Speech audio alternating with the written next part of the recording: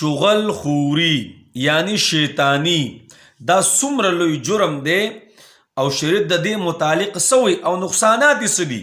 نو دې باره کې تاسو ته یو شارټ واقعه بیانوم. یو غلام دی خرڅیږي په بازار کې او ډېر ارزان خرڅیږي جی، کمی پکې نشته، د یو شیز کمی پکې نشته، خو هغه مالک یې وایي چې دا غلام دی او هر یو صفت پکې شته، خو یو عیب پکې دی چې دا شیطان مار دی، دی شیطانی کوي او جی په نیم قیمت خرڅومه. نو یو کس ورله رالی، هغه ورته وایي هله وایي دا دومره خوبیانې پکې دي که نه، نو دا یو عیب دی پکې شیطاني، دا خو اړو څه خبره نه ده، رایکه جي مال یې راکه ایستی ته اغستی دی. کور ته چې بوتلو جي اوس ګورم شیطان مار خپل کار کوي، د شیطانۍ د وجې نه کلي وران شي، یاران دوستان یو بل ته په دشمنۍ کې ودرېږي جي. اوس شیطان مار خپل کار کوي جي. څه وایي ټیم تېرېدو ښځې ته وله وایي د دې سړي ښځې ته جنابو ستا دا خاوند خو د بلې ښځې سره تعلق دی، کینی پاسي ورسره بد چلند دی او تا پرېږدي. وایي څه به کې او لاړې خاوند ته وله څه وایي ته خبرې وایي ستا دا ښځو خو بد چلنه ده، دی خو د بل چا سره خبرې اترې دي، تعلق یې دی. اوس ګوره یو بل له اوس څه کوي یقین سازئ. نو ښځې ته وله بیا وایي ښځې له راغلې اوس خبره روانه کړه جي، د شیطاني بنیاد یې کېښودو.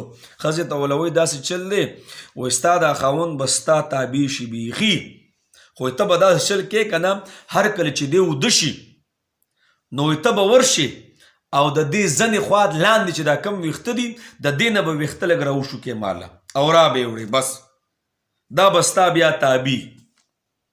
او هلته لاړی جي خاوند ته وایي الله اکبر کبیره، خاوند ته وله څه وایي وایي داسې چل دی، وایي دا ښځه دې وجني، زما د خبرې به ته اعتبار وکړې، وایي بېګاله دې وجني، ما یې خبرې اورېدلې دي. او وایي دا سولو که ته اسې اوده شه، اسې ته اوده شه او سترګې پټې که، وایي دا به تا راځي او ستا مارې به کټ کوي. خاوند هم په رښتیا و چې کیدی شي ما وجني. خاوند یې جي اوده شو، اوده څنګه شو سترګې پټې کړې بس. او جي ښځه غریبه څه نه خبر ده جي، هغه راله کینچي ورسره ده یا ورسره چاړه ده راله او کله چې د دې ځای نه ویښته کټ کوي ویښته که نه نو एकदम خاوند پرې راپاسېده جي او ښځه یې ونیوله د دې ځای نه او کم چې چاړک ورسره و که نه په هغې باندې جي مړه کړه خپله ښځه. الله اکبر کبیره، خپله ښځه یې مړه کړه جي. د هغه ځای نه یو داستان شروع شو د دشمنیانو، خاندانونه خپل منځ کې وجنګېدل جي، خونریزي پکې وشوه. دا د یو چغلخور د وجې نه، دا د یوې شیطانۍ د وجې نه. نبی علیه الصلاة والسلام روانو، صحابه ورسره او وایي دې دوو قبرونو ته عذاب کیږي.